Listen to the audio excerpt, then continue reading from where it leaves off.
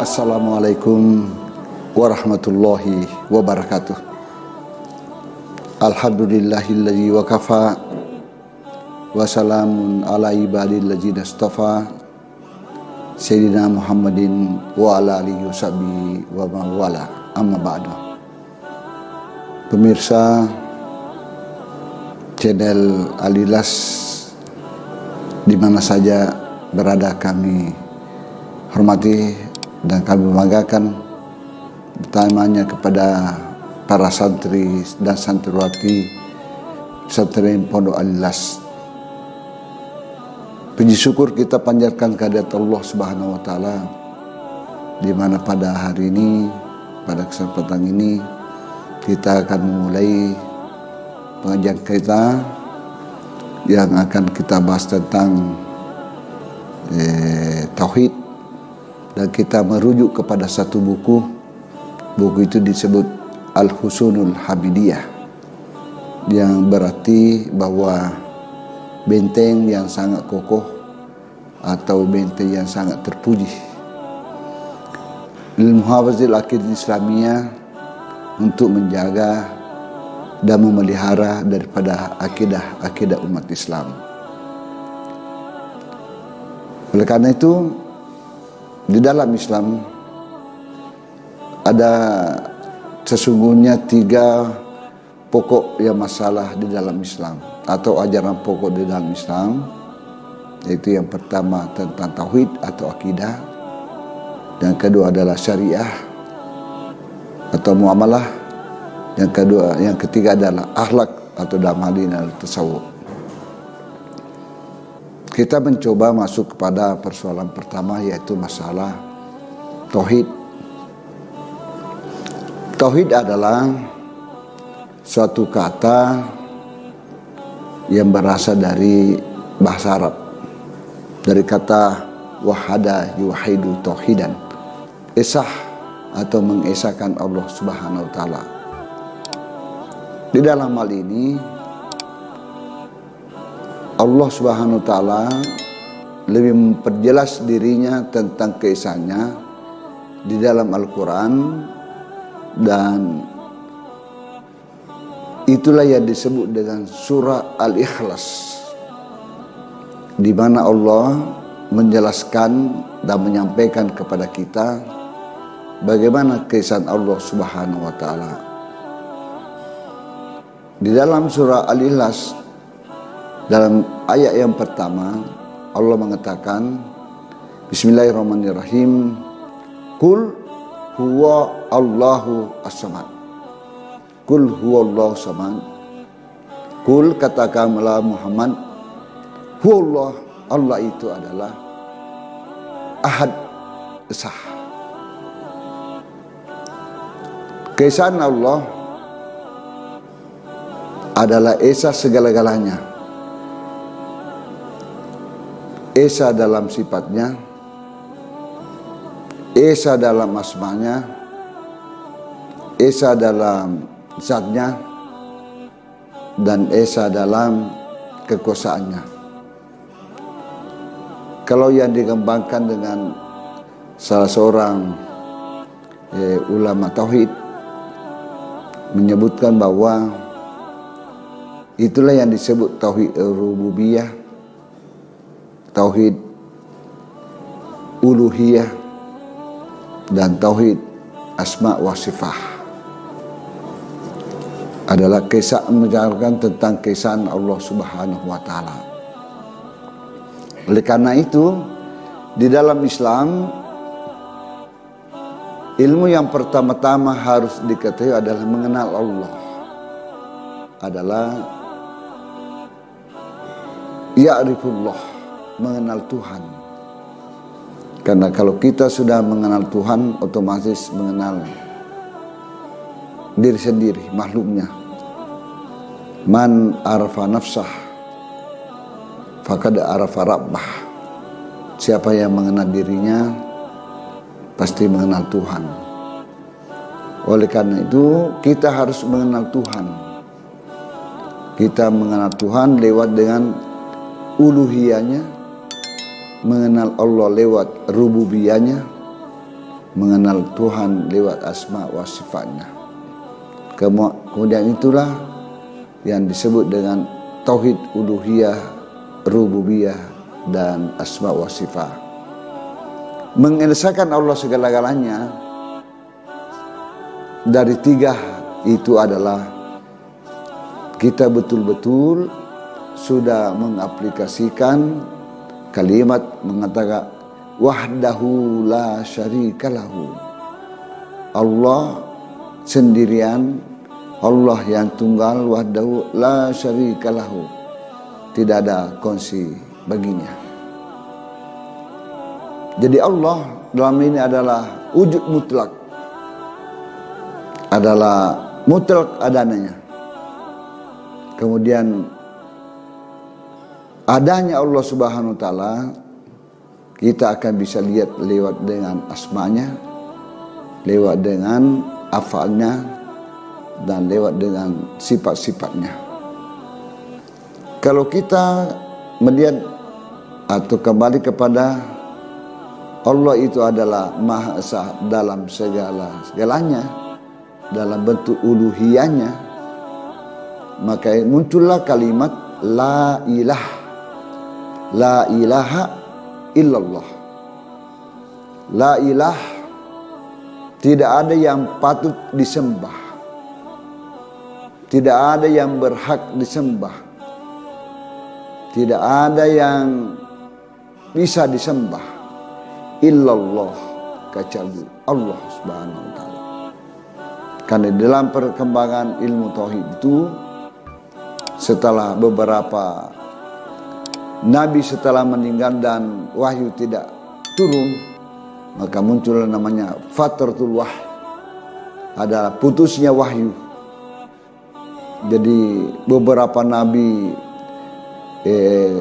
Isa alaihissalam itu lebih 500 tahun meninggalnya Nabi Isa, baru dilantik oleh Allah Rasulullah Sallallahu Alaihi Wasallam. Maka kurang lebih 500 tahun itu wahyu tidak ada, pembimbingan kepada manusia, sehingga banyak manusia-manusia ini mencari Tuhan selain daripada Allah, karena sudah lamanya tidak ada petunjuk-petunjuk atau sudah melenceng daripada agama-agama, pemahaman-pemahaman yang dibawa oleh para nabi-nabi Allah. Termasuk adalah keyakinan dan kepercayaan kepada seluruh agama atau kepada seluruh nabi yang dilantik oleh Allah Subhanahu wa taala. Tidak ada yang tidak menginstruksikan atau menyampaikan bahwa semuanya mengatakan bahwa la ilaha illallah, tidak ada Tuhan. Jadi pada prinsipnya seluruh agama yang diturunkan oleh Allah Subhanahu wa taala, seluruh keyakinan, kepercayaan yang disampaikan oleh para nabi-nabi kepada umatnya adalah menyatu dan bersatu tentang keesaan Allah Subhanahu wa taala. Oleh karena itu, prinsip akidah keyakinan seluruh agama sama, yaitu mengesahkan Allah Subhanahu wa taala. Kemudian dari sana muncul beberapa pengertian atau pemahaman bagaimana keesaan Allah Subhanahu wa taala itu. Maka lahirlah teori oleh para ulama mengatakan bahwa ketauhidan kepada Allah Subhanahu wa taala itu adalah menyangkut mengenai masalah rububiyah, uluhiyah, dan sifat wal mulk. Dari mana ulama memberikan dasar daripada tauhid itu? Para ulama tidak begitu saja memberikan argumentasi tentang pembagian adanya tauhid itu kepada Allah, tapi itu adalah didasarkan kepada Al-Quran. Kita lihat di dalam Al-Quran pada surah yang kedua di dalam Al-Quran, pada surah yang ke-114 dalam Al-Quran, yang Allah sebut bahwa bismillahirrahmanirrahim, kul a'udzu binnas, malikin nas, ilahin nas. Di sana ada 3 kata-kata yang disebutkan oleh Allah Subhanahu wa taala. Yang pertama adalah kul a'udzu birabbin nas. Katakanlah bahwa aku manusia, bahwa aku berlindung kepada Rabb manusia. Ada kata-kata Rabb ini ada Rabbun, Rabbul Alamin, Bismillahi Rabbil Alamin, Alhamdulillahi Rabbil Alamin. Kemudian Rabbin Nas, inilah yang dijadikan sebagai salah satu tauhid yang disebut dengan tauhid rububiyah. Sekarang pertanyaannya, apa itu Rabb? Rabb bisa mengartikan adalah pemelihara, pencipta, pengatur, dan lain sebagainya. Oleh karena itu yang disebut dengan tauhid rububiyah lah pengakuan setiap orang itu bahwa yang mengatur dan menciptakan dan yang memelihara seluruh alam raya ini adalah Allah, adalah Tuhan. Itulah yang disebut dengan tauhid rububiyah. Jadi Allah lah segala-galanya. Allah yang mencipta, Allah yang memelihara, dan Allah yang mengaturnya. Alam raya ini tidak ada selain daripada Dia. La ilaha gairuh, tidak ada selainnya. Itu pertanda bahwa Tuhan esa, tunggal, satu-satunya yang mengatur alam raya ini.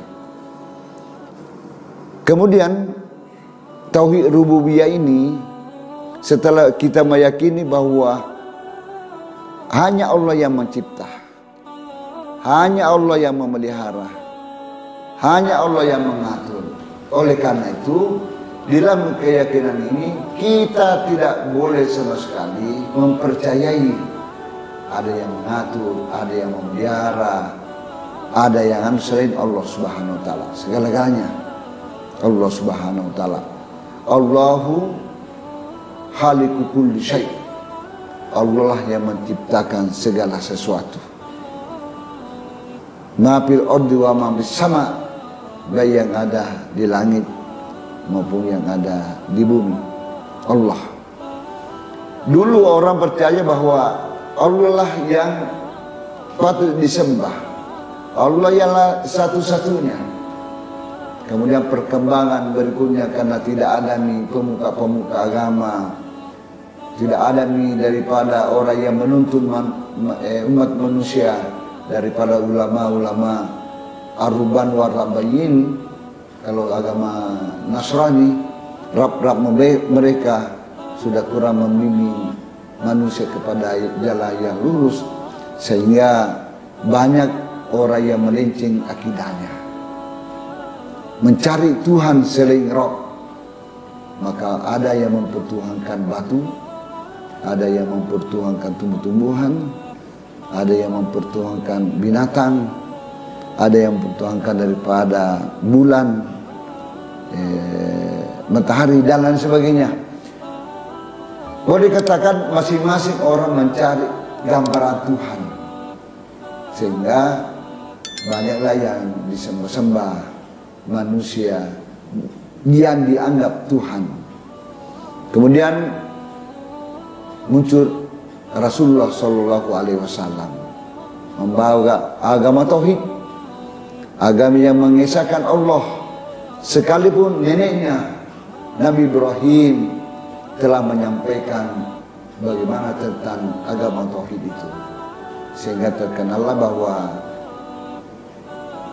Nabi Ibrahim itu adalah bapak tauhid manusia. Dilanjutkan oleh Rasulullah SAW yang masih menyangkut tentang keesaan Allah Subhanahu wa taala. Hanya Rasulullah tegas sekali dalam penataan akidah di dalam Islam. La ilah, tidak ada ilah, tidak ada yang bisa disembah, tidak ada yang bisa kita jadikan ketuhanan kecuali Allah Subhanahu wa taala.